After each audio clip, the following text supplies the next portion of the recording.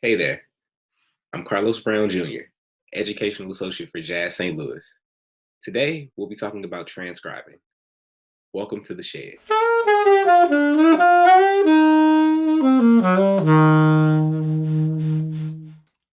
So, what is transcribing? Well, in the jazz realm, transcribing is a way where we can learn the jazz language. It's just like learning new words when you were younger.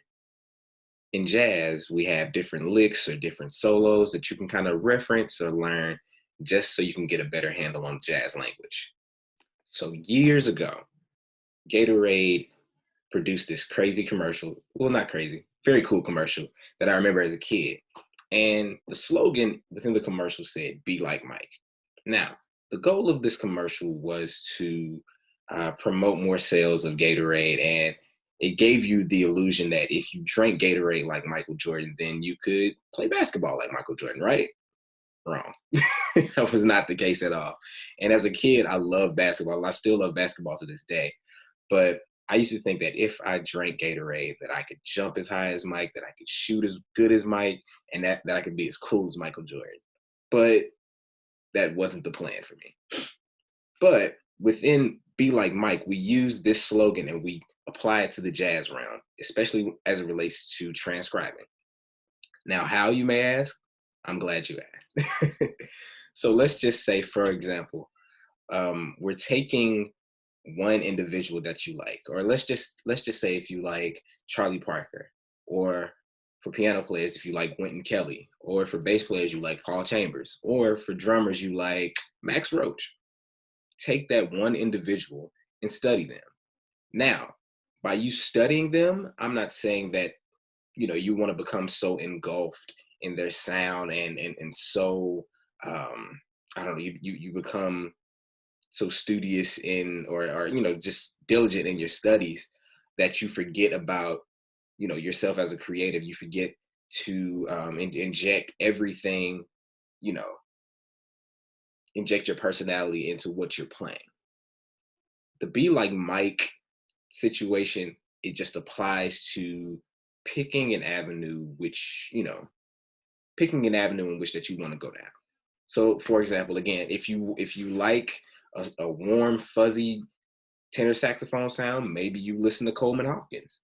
If you want something a little bit more edgy and aggressive, maybe check out John Coltrane. Or if you want some very lush chords, maybe check out Duke Ellington and his comping. Whatever it may be, find your Be Like Mike. And once you found your Mike in music, go forth and prosper. Now, once you found your mic in music, the next step is to find a recording that you really love or that you want to learn, and listen. Listen, listen, listen. These two things on your head, it's going to be your best friend in transcribing. Another thing that you want to do, you also want to be patient with yourself. In listening, enjoy what you're listening. So there's nothing worse than picking a recording that, I don't know, maybe a teacher have assigned and you're maybe not interested in that, or you're just doing something to impress somebody else. This defeats the whole transcribing purpose, and I promise you, at that point, it will be horrible. There's no other way around it. So it's very important to pick a recording that you love, that you hold near and dear, and that you want to just learn more about. Listen, listen, and listen.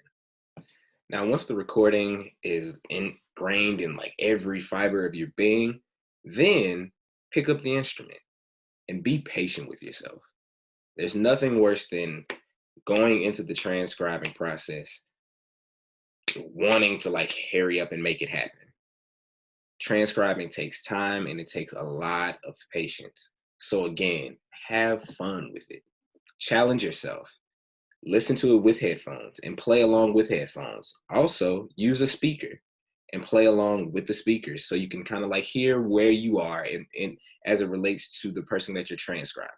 So if you're transcribing Cannonball Adderley, one interesting thing about Cannonball Adderley was his articulation. He had a very cool way of articulating. So transcribing can be a little difficult. There's no lie in that. However, you can still make it fun and make it work for you. That's the best way to have it. The late great Clark Terry, who is also from St. Louis, said it best. There are 3 steps in transcribing. The first step is to imitate. Second step, assimilate. And the third step, innovate. Pretty simple, right? Well, let me explain. For the first step, again, it goes back to finding your be like Mike. Once you found that person, start to imitate. Start to see what it is about their sound that makes it so cool and so appealing to your ears. After that, assimilate. To assimilate means to simply ingrain those ideas in your playing, right? So figuring out which pieces work for you and which ones you'd rather leave off to the side. The third step, to innovate. So instead of articulating or using back tonguing articulating, maybe you want to use a different way of articulating. Or instead of going down, or going up in the high register like Freddie Hubbard did, maybe you want to spend some more time in the mid range. Taking these 3 steps, it will take some time. However, with patience, that open mind, and being honest with yourself in the practice room, as I stated in the first episode of The Shed, it's gonna make things a whole lot easier for you. So remember, imitate, assimilate, and innovate. With these 3 steps, I guarantee you it'll get you going in the right direction, and you'll be having some fun. And also, you'll be studying with some of your favorite jazz players, from Cannonball Adderley to Freddie Hubbard to Ron Carter to Paul Chambers, Clifford Brown. The list goes on and on. So kick back, relax, get that instrument out the case, and get to shedding. We'll see you next time.